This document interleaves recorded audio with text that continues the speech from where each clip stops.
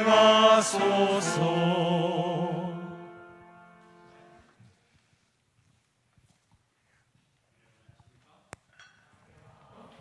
행복한 안식일입니다. 하나님께서 대면하여 예배드리기 힘든 시점에 또 우리 정부를 통해서 소수의 성도들이 예배 드릴 수 있도록 대면할 수 있도록 은혜를 주신 것을 앞에 감사를 드립니다. 그래서 오늘은 여러분들과 함께 교과를 공부를 하도록 하겠습니다.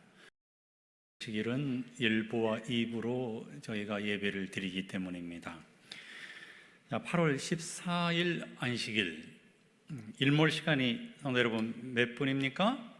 7시 26분입니다. 해가 조금 짧아지는 것 같습니다. 그럼에도 불구하고 재림교인인 우리는 안식일에 해가 다 질 때까지 하나님과 충만한 교통하심을 통해서 영성 아래 거하게 되기를 소망합니다. 7가는 제목이 뭡니까? 쉼입니다. 안식일 날 참 공부하기 좋은 주제인 것 같습니다. 쉼, 관계, 그리고 치유입니다. 기억절, 우리 다 같이 한번 기억절 큰 음성으로 비대면으로 예배를 드리고 계시는 성도님들과 함께, 교회에서도 예배 드리는 성도님들과 함께 큰 음성으로 한번 봉독해 봅시다. 시작. 당신들이 나를 이곳에 팔았다고 해서 근심하지 마소서. 한탄하지 마소서. 하나님이 생명을 구원하시려고 나를 당신들보다 먼저 보내셨나이다. 창세기 45장 5절 말씀입니다. 이 성경에 용서하면 떠오르는 인물이 누가 되어야 되는가 하면 오늘 교과서를 보니까 요셉이 되어야 함을 알게 됩니다. 교과의 저자는 이 서론 부분에서 한 남성이 한 여성을 성폭행을 해서 이 감옥에 갔습니다. 그런데 나중에 여러 이 수사를 통해서 그 성폭행했던 남성이 진범이 아님을 알게 됩니다. 그러니 그 남성을 고소했던 여성이 얼마나 많은 죄책감을 가지고, 교과의 저자는 이렇게 썼습니다. 그 순간 이 조니가 제 곁으로 다가와 제 손을 잡고 저를 바라보며 이렇게 이야기했어요. 나는 당신을 용서합니다. 저는 그 말을 믿을 수가 없었어요. 제가 그토록 증오했고 죽기를 바랬던 남자가 제 앞에 있었습니다. 그런데 그에게 돌이킬 수 없는 잘못을 저지른 제 곁에 다가와서 오히려 저를 용서한다고 이야기하고 있는 것이 아니겠습니까?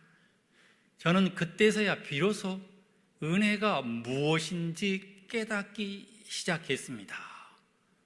그리고 오늘 이 교과의 제목처럼 마침내 마음의 치유와 참된 쉼을 경험하게 되었습니다.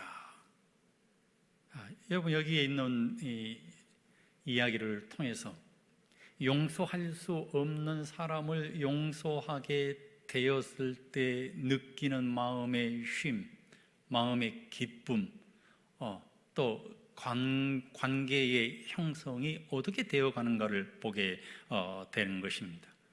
오늘 우리는 요셉의 용서를 통해서, 용서는 피해자가 용서를 하게 되는데, 그 장면을 통해서 그리스도인은 어떤 방법으로 용서를 하고 그 용서를 통해서 어떻게 회복할까를 생각해 보기를 원하는 것입니다.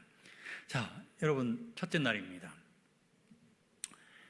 과거를 마주하다.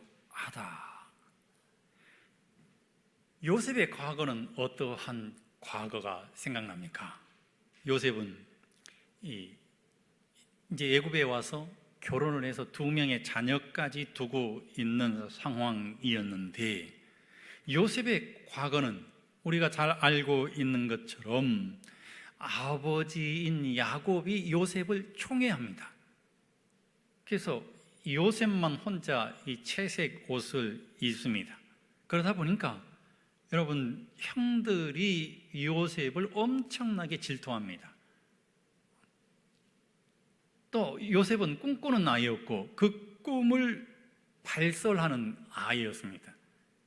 본인이 최고가 된다는 그런 꿈을 형들에게 이야기하니까 형들이 동생인 야곱을 용서할 수 없는 미움의 대상이 되는 것입니다. 그래서 어느 날 요셉을 미디안 사람들에게 팔아 넘겨버리는 놀라운 일을 형들이 합니다. 살해의 위협을 요셉이 느끼게 되고 말입니다. 동생을 죽이려 하면서 이 형들은 말이에요, 어떤 모습을 보여주었는가 하면 그 옆에서 밥을 먹는 파렴치한 모습을 보게 됩니다. 그리고 구덩이에 있는 이 요셉을, 구걸하는 요셉을, 살려달라는 요셉을 외면해 버리는 이 사실들을 우리는 보게 되는 것입니다. 그래서 은 20냥에 이 미디안 상인에게 팔아먹은 일들, 형들의 죄가 얼마나 큰지 말입니다. 지금 이제 기근을 맞이해서 애굽의 총리 대신이 되어 있는 요셉 앞에 형들과 요셉이 딱 하고 마주치게 된 것입니다. 애굽으로 팔려와서도 요셉은 하나님께서 함께 하셨음에도 불구하고 보디발의 아내의 유혹을 받고 말입니다. 또 감옥으로 보내지기도 하고 말입니다. 감옥에서 죽음을 또 경험할 수도 있는 엄청난 일들을 만나게 되지 않습니까? 그럼에도 불구하고 요셉이 형통한 사람이라고 성경은 기록합니다. 요셉이 과거가 이렇게 고난과 아픔이 있었음에도 불구하고 요셉이 성공할 수 있었던 원인은 요셉에게 있는 것이 아니라 하나님에게 있었습니다. 창세기 39장 2절에 있는 말씀을 보면 요셉이 형통한 이유를 우리에게 설명하고 있는데, 그 이유가 무엇인가 하면 여호와께서 요셉과 함께 하셨기 때문이다 라고 기록하고 있습니다. 창세기 39장에는 요셉이 형통하였다는 이야기가 3번에 걸쳐서 나오는데, 형통할 수밖에 없었던 이유는 여호와께서 그와 함께 하셨기 때문이라고 기록하고 있는 것입니다. 근데 여러분, 그렇다면 우리가 어떤 과거가 우리를 힘들게 하고 있다 할지라도, 혹은 현재 내 삶이 아무리 힘든 상황 가운데 있다 할지라도 여호와께서 우리와 함께 하시면 우리가 형통한 자가 될 수 있다고 하는 것입니다. 여러분, 형통한다고 하는 것은 지금 당장 내가 가지고 있는 모든 문제가 해결되어진다고 하는 것이 아니라 하나님께서 나와 함께 하시기 때문에 하나님께서 내게 희망의 미래를 줄 것이라고 하는 그 믿음으로 모든 어려움을 이겨낸다고 하는 것입니다. 그래서요, 성경은 이 마주한 이 요셉과 그리고 이 형들과의 그 사이를 이렇게 기록하고 있습니다. 정말 형들이 얼마나 미웠을까요? 여러분들도 혹시 마음속에 아직도 미워하는 사람이 있습니까? 도저히 용서할 수 없는 사람이 혹 있습니까? 용서할 수 없는 사람이 만일 내 앞에 짠 하고 나타났다면 여러분, 우리는 어떻게 해야 할까요? 대부분 감정을 드러내지 않을까요? 그런데 요셉은 감정을 드러내기보다는 이성적인 행동을 합니다.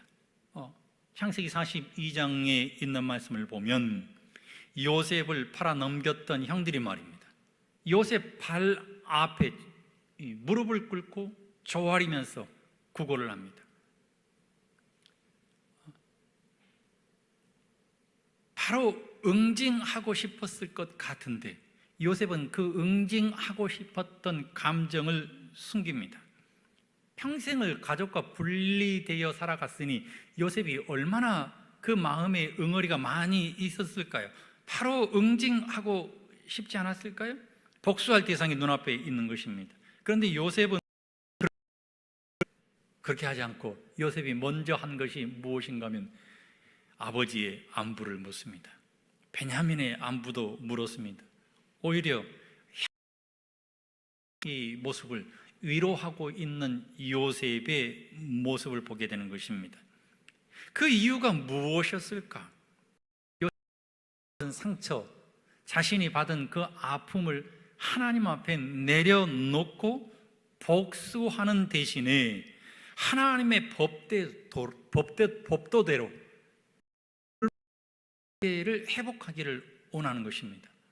그러면서 그 앞에서 요셉이 창세기 42장 18절에 한 이야기가 무엇인가 하면 3일 만에 요셉이 그들에게 이르되 나는 하나님을 경외하노니 너희는 이같이 하여 생명을 보존하라 그랬어요.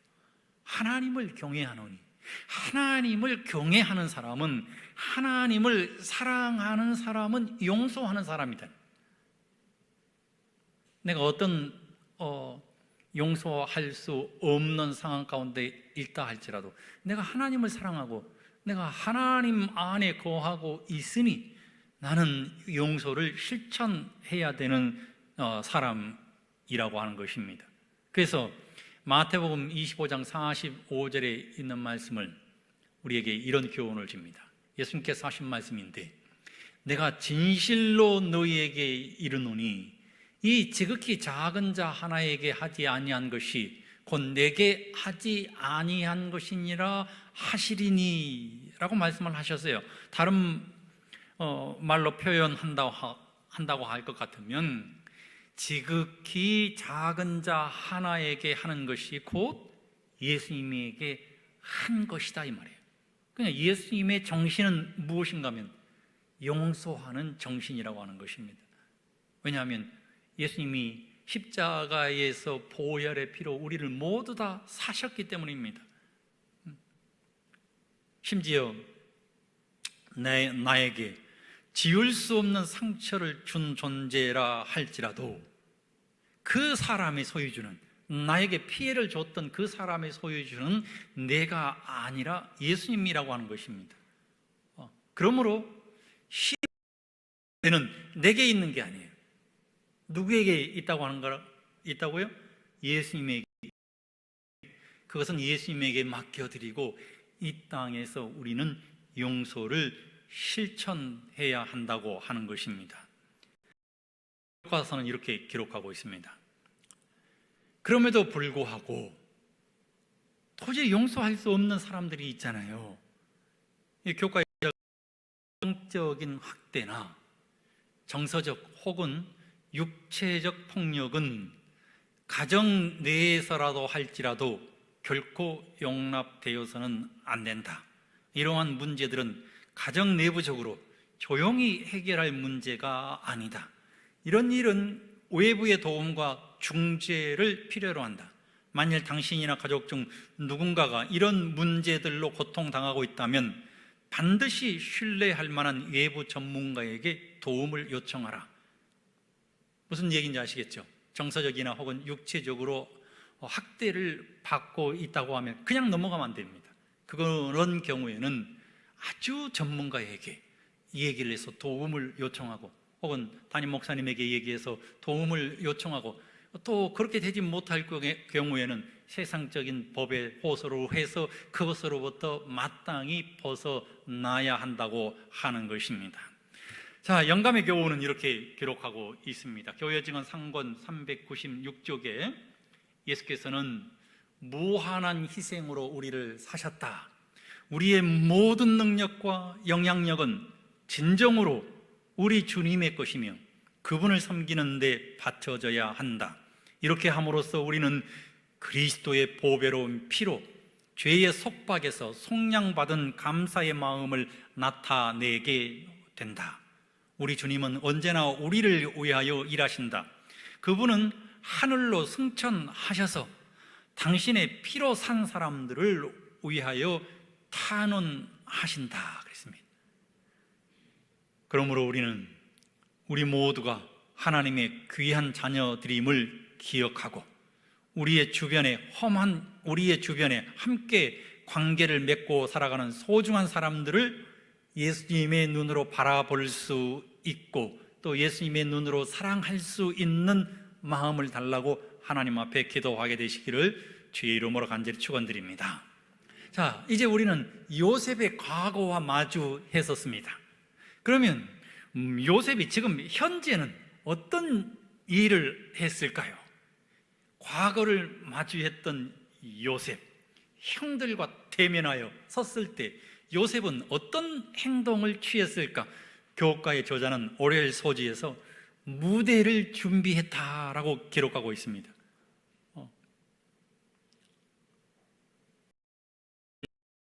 과연 언제 자신을 팔아버린 형제들을 용서했을까? 요셉이 언제 형들을 용서했을까요? 교과의 저자가요 이렇게 썼습니다. 요셉은 형들을 이미 용서했다. 요셉이 정확히 언제 형들을 용서했는지 알 수 없지만 그 일은 요셉의 마음속에서 형들이 외국에 나타나기 한참 전에 일어났음이 분명하다. 만약 요셉이 형들을 용서하지 못하고 앙심을 품고 있었다면 그는 분명 애굽에서 성공하지 못했을 것이다. 왜냐하면 마음속에 해결되지 못한 분노와 비통은 그의 영혼을 갉아먹음으로 하나님과의 관계에 큰 상처를 주었을 것이기 때문이다 라고 기록했습니다. 참 너무 멋진 내용 아니겠습니까? 요셉은 형들이 도착하기 이전에 이미 용서했다고 하는 것입니다. 만일 요셉이 용서하지 못했다고 하면 요셉은 결코 형통한 자가 될 수 없었을 뿐만 아니라 희망의 미래가 그에게 도래하지 않았을 것입니다. 성도 여러분 가운데 혹시 매우 중요한 일을 눈앞에 두고 계신 분 계십니까? 제목이 계신 분들 계십니까? 그렇다면 우리는 요셉과 같은 행동을 먼저 자가 말한 것처럼 말입니다. 먼저 내 안에 있는 모든 마음의 앙금들을 깨끗하게 하는 것입니다. 다시 말하면 용서를 실천하고 그 다음에 하나님께서 내 미래를 승리하도록 성공하게 하시도록 길을 먼저 열어드려야 한다고 하는 것입니다. 먼저 그 용서의 증거를 위해서 무대를 준비합니다. 어떤 무대를 준비했을까요? 멋진 남자 같아요. 나는 요셉을 닮고 싶어요. 여러분들도 요셉을 닮으면 우리 장로님들, 집사님들이 되시기 바랍니다.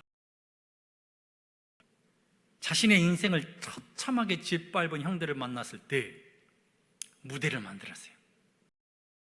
딱 만났을 때 말이에요, 나 같았으면 그냥 멱살을 잡고 막 흔들었을 것 같은데 화를 내지 않아요. 두 번째로 당신들이 나를 정말 죽음의 구렁텅이로 당신들을 용서합니다, 형들을 용서합니다 하지도 않았어요. 형은 나쁜 사람이고 나는 좋은 형들에게 표현하지 않았다고 하는 것입니다. 그리고는 형들을 위해서 무대를 형들 스스로가 변화될 수 있도록 그 무대의 감독이 누가 되는가 하면 요셉이 됐어요. 스스로 변해갈 수 있도록 얘기하는 것입니다. 일부러 나는 애굽의 총리 대신으로서 여러분 소리로 말합니다. 어떤 경우에는 형들을 감옥에 집어넣기도 합니다. 마련된 이 무대에, 요셉이 마련한 이 무대에서 요셉이 감독하고 있는 그 상황에서 점점 변해가고 있었다고 하는 것입니다. 그리고 교과의 저자 의 고백을 이렇게 얘기를 하고 있습니다.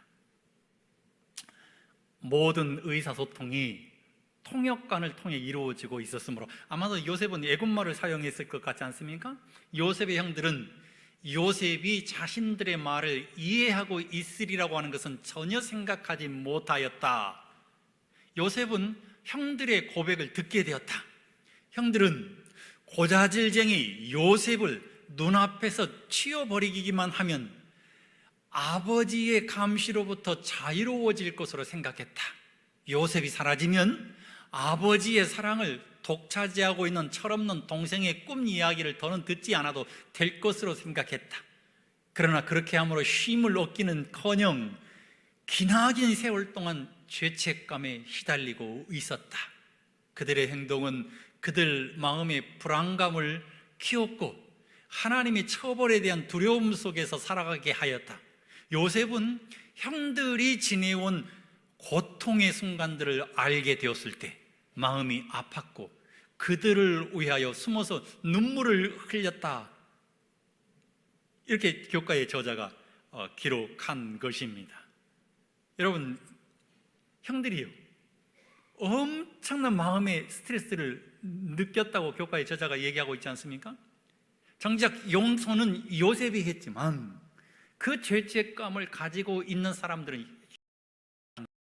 그러니까 어떤 사람이 나에게 어떤 큰 상처를 줘서 내가 용서할 수 없는 상황 가운데 나에게 상처를 준 사람이 훨씬 더 큰 죄책감에 시달리고 있다.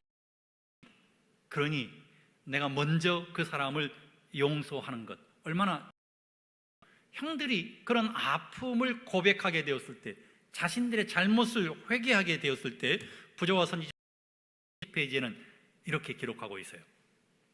요셉은 만족하였다. 그는 그의 형들에게서 참 회개의 열매를 보았다 그랬어요. 요셉이 마련한 그 무대에서 형들이 정말로 회개의 열매를 맺는 것을 보게 된 것입니다. 유다의 고상한 제의를 듣고 요셉은 그 형제들 외에 모든 사람들을 나가도록 명하셨다. 그리고 큰 소리로 울면서 나는 요셉이라 내 아버지께서 아직 살아 계시니까? 라고 부르짖었다 그랬습니다. 그리고 창세기 45장 5절로 7절, 너무 멋진 말을 하죠. 요셉이 무대를 다 마련하고 난 다음에 당신들이 나를 이곳에 팔았으므로 근심하지 마소서, 한탄하지 마소서, 하나님이 생명을 구원하시려고 나를 당신들 앞서 보내셨나이다. 멋진 남자 아닙니까? 그렇죠? 하나님이 큰 구원으로 당신들의 생명을 보존하고 당신들의 후손을 세상에 두시려고 나를 당신들 앞서 보내셨습니다. 이렇게 이야기합니다. 무대를 완전히 형과 또 자신이 관계를 회복할 수 있도록 감독한 것입니다. 만일 성도 여러분, 가족 간에 혹은 성도 간에 혹은 친지 간에 서로 용서를 이미 했음에도 불구하고 어떤 앙금이 남아 계신다면 여러분들도 요셉처럼 무대를 한번 만들어 보시기 바랍니다. 그 무대가 어떤 무대일까요? 전화를 해서 난데 꼭 좀 만나야 되겠어. 우리 차 한잔 하자. 아니면 식사라도 함께 할까? 우리 함께 만나서 기도하자. 어떤 무대를 만들어서 서로 용서할 수 있는 그 마음들을 서로 주고받는 것, 정말 중요한 것 같습니다. 자, 그 다음 셋째 날은 무대를 마련했으면, 그 무대 속에서 형들이 회개했으면 이제는 어떤 일을 해야 하는가 하면 다 잊어버려야 돼요. 교과의 저자는 이렇게 얘기를 했습니다. 유대인 대학살에서 살아남은 생존자들이 자신들에게 일어났던 현실을 받아들이고 삶에 적용할 수 있도록 돕는 일을 했던 가정상담 치료사 마릴린 알모어 박사는 이렇게 기록했다 그랬습니다. 어떻게 기록했어요? 이 사람이 뭐라고 얘기를 했는가 하면, 용서라는 것은 피해자의 의도적인 노력이다. 그것은 우연히 일어나는 일이 아니다 라고 기록했습니다. 그러니까 용서는 피해자가 하는 게 용서예요. 용서를 선택할 수 있는 사람은 피해자인 것입니다. 교과의 저자가 이렇게 얘기를 했습니다. 용서는 저지른 잘못에 대한 대가를 치르지 않아도 된다는 것을 의미하지 않는다. 용서는 잘못을 저지른 사람이 계속해서 그 잘못을 저지르도록 묵인하는 것도 아니다. 용서란 우리의 억울함과 복수하고자 하는 마음을 하나님께로 돌리는 것을 의미한다 라고 기록했습니다. 우리의 억울함, 우리의 복수하고자 하는 마음을 내가 하는 게 아니라 하나님께 돌리는 것입니다. 하나님 어떻게 했으면 좋을까요? 그래서 어떻게 했으면 좋을까요? 라고 하는 이 말씀을 교과의 저자가 마태복음 18장을 인용을 합니다. 마태복음 18장에는 어떤 내용이 나옵니까? 베드로에게 예수님께서 7번뿐만 아니라 7번을 70번까지 할지니라 라고 했습니다. 이 외화를 통해서 제자들의 이해를 돕는 모습을 보게 되는데요. 1만 달란트 빚진 자, 그리고 100데나리온 빚진 자가 나옵니다. 1만 달란트를 빚진 자에게 그 주인이 뭐라고 얘기했습니까? 너의 몸과 그리고 내 아내와 그리고 내 자식을 다 팔아라. 그리고 내가 가지고 있는 모든 소유를 다 팔아서 그 빚을 갚아라 그랬습니다. 그랬더니 1만 달란트 빚진 자가 뭐라고 얘기했어요?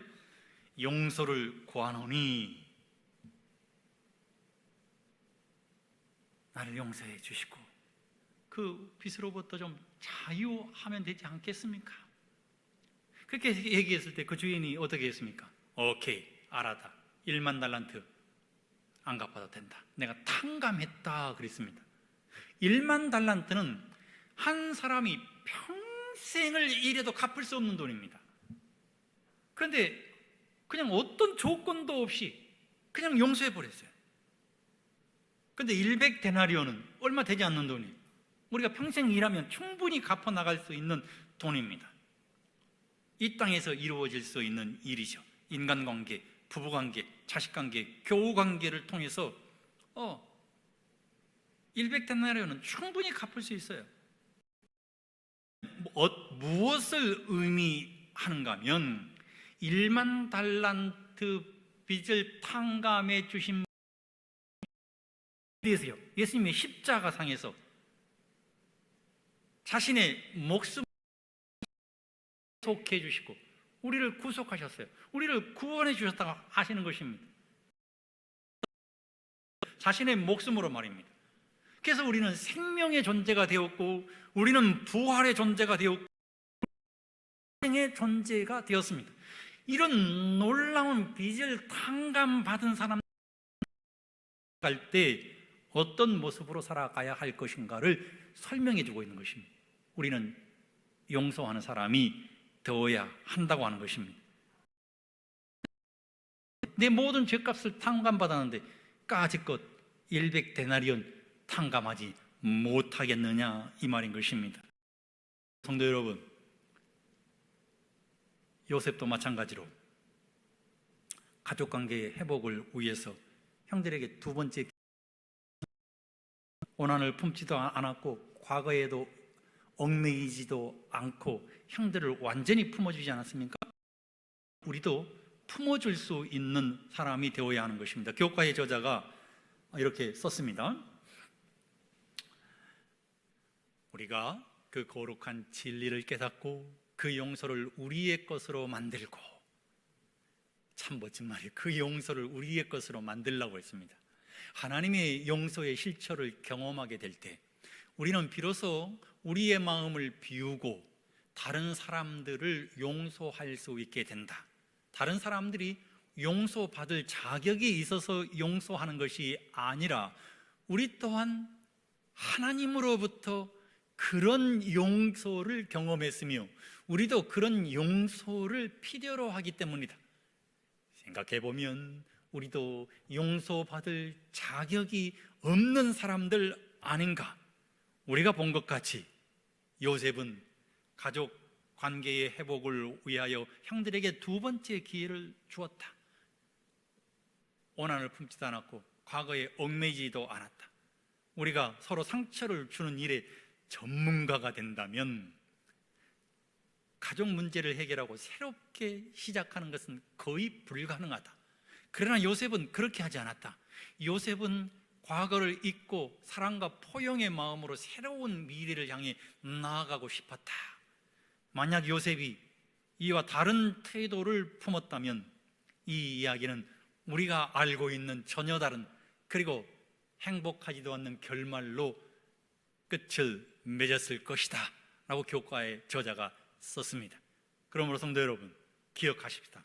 세월이 하루가 지나고 이틀이 지나가고 사흘이 지나가고 1년이 지나가고 해가 거듭되면 거듭될수록 우리는 성숙해지는 사람이 되어가지 않습니까? 그러면 우리는 이미 우리의 마음속에 용서할 수 있는 이 마음의 밭이 형성되었다고 하는 것입니다. 로마서 4장 7절로 8절에 있는 말씀을 보면 불법이 사함을 받고 가리워져서 죄를 인정하지 않는 복을 우리가 누린다고 그렇게 기록하고 있습니다. 그와 같이 우리도 다른 사람을 대하여야 한다고 사도 바울이 기록하고 있는 것입니다. 이제 과거를 잊었으면 어떻게 해야 할 것인가? 셋째 날은 구체적으로 용서를 실천해야 한다, 이렇게 기록하고 있습니다. 그럼 어떻게 구체적으로 용서를 실천해야 할까요? 제일 중요한 게 뭔가 하면 용서하기 위해서는 내가 상처를 입었다는 사실을 인정해야 한다. 우리는 종종 어떤 문제를 해결하기 위해 노력하기보다는 그저 우리의 감정을 덮어버리는 성향이 있기 때문에 상처를 인정하는 것이 쉽지 않는 일이 될 수 있다. 하지만 하나님 앞에서 나의 억울함과 나의 분노를 인정하는 것은 나쁜 일이 아니다. 하나님 앞에 내 아픈 마음을 가지고 가는 거예요. 그냥 괜찮은 척하지 말라고 하는 것입니다. 상한 감정을 덮어버리려고 하지 말라고 하는 거예요. 왜냐하면 그게 상처로 남아있기 때문인 것입니다. 그 상처를 가지고, 그 악한 감정을 가지고 상대방에게 가는 것이 아니라 누구에게 간다고요? 하나님 앞에 가는 거예요. 하나님 앞에. 하나님, 내가 상처를 입었습니다. 난 너무 힘듭니다. 하나님 앞에 내어놓는 것입니다. 그리고는 하나님께서 그 문제를 해결해 주시도록 하나님 앞에 맡기는 것입니다. 그렇게 할 때에 나를 아프게 한 그 상대가 내게 용서를 구하든 그렇지 않든 그것과 상관없이 내 마음에 참된 평안과 쉼을 회복해야 한다고 하는 것입니다. 바로 이것이 성경이 말하는 진리입니다. 그러므로 먼저 하나님 앞에 가십시오. 하나님께 맡깁니다. 내 마음이 좀 평안해지기를 원합니다. 누리기를 원합니다. 관계가 회복되기를 원합니다. 하나님, 힐링할 수 있도록 은혜를 주십시오. 예수님 말씀하셨습니까? 누가복음 23장 34절에 예수의 용서를 우리에게 가르쳐 주고 있는데요, 이에 예수께서 이르시되 아버지 그랬습니다. 저들을 사하여 주옵소서, 자기들이 하는 것을 알지 못함이니이다 하시더라 그랬어요. 저는 여기에서 굉장히 중요한 말씀을 여러분들에게 드리고 싶습니다. 예수님이 용서하지 않았어요. 누가 용서했습니까? 하나님 아버지가 용서했어요. 아버지 불렀습니다. 아버지, 저들을 용서하여 주옵소서. 예수님이 용서하실 수도 있었지만 아버지께서 용서할 수 있도록 기회를 주신 것입니다. 그렇다면 내가 용서하는 게 아니에요. 하나님께서 용서하실 수 있도록 우리가 하나님 앞에 기도하는 것입니다. 그리고 나는 마음의 평강을 얻어야 한다고 하는 것입니다. 그리고 예수님께서는 아버지에게 저들의 죄를 다 맡기고 용서를 구하고 난 다음에 현장에서 용서해 줬어요. 저들의 무지 때문입니다. 여러분, 상처를 준 사람은 성격이 급하기 때문입니다. 그가 조금 경제적으로 어려워졌기 때문입니다. 가정에서 어떤 문제를 만났기 때문입니다. 그걸 그렇게 해주는 거예요. 그 사람이 그렇게 할 수밖에 없었던 사실을 먼저 들여다보는 것입니다. 그리고 현장에서 예수님께서 용서한 것처럼 용서를 해야 된다고 하는 것입니다. 용서를 구할 때까지 기다리지 않았습니다. 내가 먼저 손을 내밀고 용서할게. 상대방의 용서를 받아들이지 않더라도 용서를 예수님께서 하셨어요. 자, 이것이 바로 예수님의 용서의 방법인 것입니다. 그러면서 예수님께서는 누가복음 6장 28절, 마태복음 5장 44절에 뭐라고 기록했는가 하면 너희를 모욕하는 자를 위하여 기도하라. 용서받을 수 없는 사람을 위해서 기도하라고 그랬습니다. 너희를 박해하는 자를 위하여 기도하라. 그렇게 기록하고 있습니다. 사랑과 마찬가지로 용서는 감정이 아니라 우리의 선택으로 시작된다.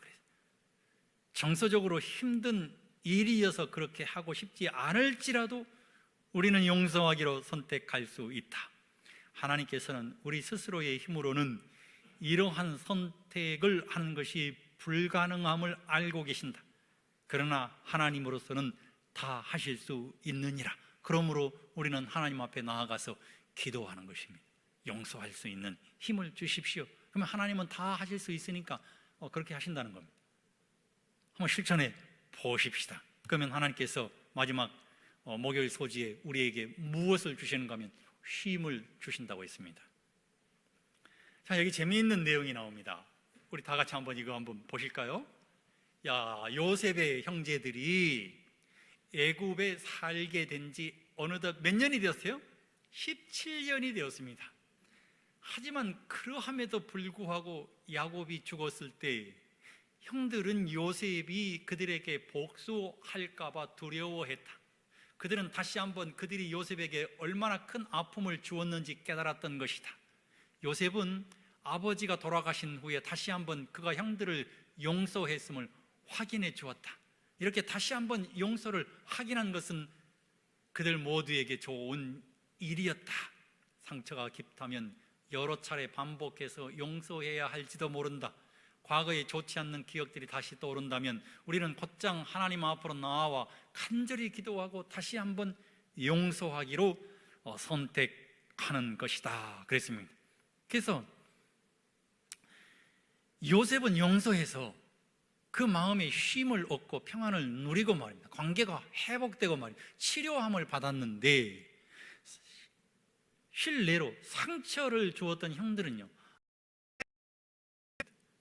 그런 형들을 요셉이 어떻게 대했을까요? 490번이라도 용서했습니다. 그런 아픔을 겪고 있는 형들을 바라보면서 요셉이 막 울면서 말입니다. 또 과거를 또 마주하면서 용서를 계속했습니다. 반복해서 용서하는 것 굉장히 중요한 것이라고. 용서하고 참된 치유의 평안을 경험해야 하는 것입니다. 요셉도 인간적인 있을까요? 형들이 이런 불신의 행동을 할 때마다 그의 마음은 여전히 아픈 상처로부터 욱신거리고 억장이 무너졌을 것입니다. 그때마다 요셉이 뭘 했는가 하면 하나님 앞에 나아갔다고 하는 것입니다. 하나님 앞에 나아가서 울었어요. 용서에는 변함이 없었습니다. 무엇이 그로 하여금 이처럼 완전한 용서를 경험하게 하나님과의 올바른 관계인 것이죠. 왜냐하면 창세기 50장 19절에는 이렇게 기록하고 있기 때문입니다. 얼마나 요셉이 하나님을 경외하고 하나님과 올바른 관계를 형성하고 있었는지, 여러분 이 마음을 우리가 가져야 한다고 하는 것이죠. 19절 우리 다 같이 한번 큰 음성으로 봉독해 봅시다. 시작. 요셉이 그들에게 이르되 두려워 마소서 내가 하나님을 대신하리까? 놀라운 말씀 아닙니까? 용서해야 할 대상이 앞에 있어요. 억장이 무너지는 일이 앞에 있어요. 그때 내가 하나님을 대신하리까? 용서는 내가 하는 것이 아니라고 하는 것입니다. 하나님의 섭리의 역사로 내가 용서하는 것이라고 하는 것입니다. 하나님이 용서하셨기 때문에 나도 용서할 수 있다고 하는 것이죠. 하나님이 악을 선으로 바꾸어 주셨기 때문에 내가 그렇게 할 수 있다고 하는 것입니다. 자유롭습니다. 그러므로 나는 쉼을 얻었습니다. 나는 관계를 회복할 수 있습니다. 나는 온전히 치유함을 받을 수 있습니다. 하나님께서 하신 언약을 기억한 것이죠. 그 언약 어떤 언약이었습니까? 그들을 통해서 만민의 생명을 구원하게 하려 하셨나니 그랬어요. 당신들을 기르고 당신들을 먹이고 당신들을 입히겠습니다. 간곡한 말로 기록하고 있습니다.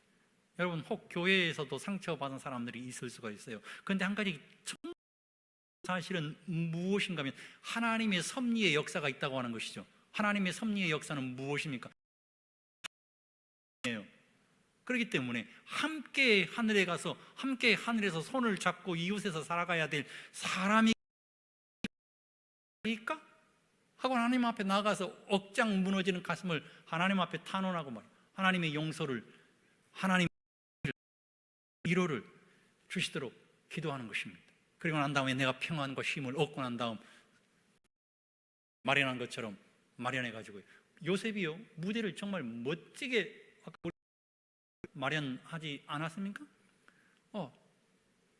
어떤 또 생각, 베냐민을 데려와라 그랬습니다. 베냐민을 데려와라 형들에게.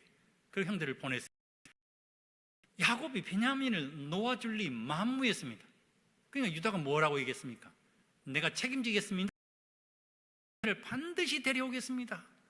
라헬이 정말 사랑한 그 라헬이 두 아들을 낳지 않았습니까?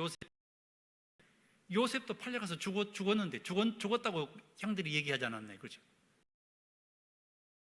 요셉은 살아갈 희망이 없었을 것입니다. 그런 무대를 만들었어요. 그리고 다 돌려보낼 때 곡식을 주어서 보내지 않았습니까? 베냐민의 이 주머 뭐라고 그러죠? 자루에다가 은잔을 집어넣었어요. 그래서 요셉이 무대를 만들었어요. 그러니까 형들이 뭐라고 얘기했는가? 특별히 유다가요, 절대로 베냐민은 감옥에 가두면 안 됩니다. 만일 베냐민이 돌아가지 못하면, 아버지가 베냐민이 오지 않는 것을 알고, 요셉도 없는데 베냐민까지 없는 것을 알고, 왜냐하면 베냐민은 아버지가 아끼는 아들이고 아버지가 사랑하는 여인에게서 얻은 아들이기 때문입니다. 나를 감옥에 가게 해주세요. 나를 감옥에 가게 해주세요. 아버지에 대한 요셉이 그런 무대를 만들었어요. 자, 이제 우리가 교과를 마칠 시간이 됐는데, 요셉은 그의 삶이 자신의 가족을 통해 큰 민족을 이루시겠다고 했던 하나님의 온대한 계획을 성취하는 데 사용되고 있음을 확신했다. 하나님께서 형들에 대한 악한 계획들을 선으로 바꾸셨다는 사실을 아는 것은 요셉이 형들을 용서할 수 있게 했다. 자, 마지막으로 신물교훈 251쪽, 유튜브를 통해서 함께 교과에 참여하고 계신 행복한 토평교회 성도 여러분, 그리고 대면으로 함께 예배를 드리고 계시는 토평교회 성도 여러분, 우리 큰 음성으로 읽으십시다. 시작. 어떤 것으로도 용서하지 않는 정신을 변명할 수 없다. 다른 사람에게 긍휼을 베풀지 않는 자는 자기 자신이 하나님의 용서하시는 은혜에 참여하지 못했다는 것을 드러낸다. 하나님께로부터 오는 용서를 체험하게 되면 죄인의 마음은 무한하신 사랑을 가지신 하나님의 크신 마음에 가까이 끌리게 된다. 하나님께로부터 흘러나오는 사랑의 조류는 죄인의 심령으로 흘러 들어가고 그에게서 다시 다른 사람의 심령으로 흘러 들어간다. 그리스도께서 당신의 생애를 통해 친히 나타내신 동정과 자비는 또한 그의 은혜를 받은 자들에게서도 나타날 것이다. 아멘. 어떤 것으로도 용서하지 않는 정신을 변명할 수 없다라고 결론적으로 엘렌 화이트이 우리에게 권면했습니다. 그렇습니다. 성도 여러분, 오늘 우리는 요셉의 생애를 통해서 참된 용서가 무엇인가를 공부하고 또 용서를 어떻게 실천해. 성도 여러분, 예수님 이 땅에 다시 오시는 재림의 그날 아침까지 내 가슴 속에 용서받지 못할 사람이 한 사람도 없다고 하시고 또 하나님께서 내 마음을 평안하게 인도해 주시도록 기도하시는 우리 모든 성도가 되어서 하나님을 체험하게 되시기를 주의 이름으로 간절히 축원드립니다.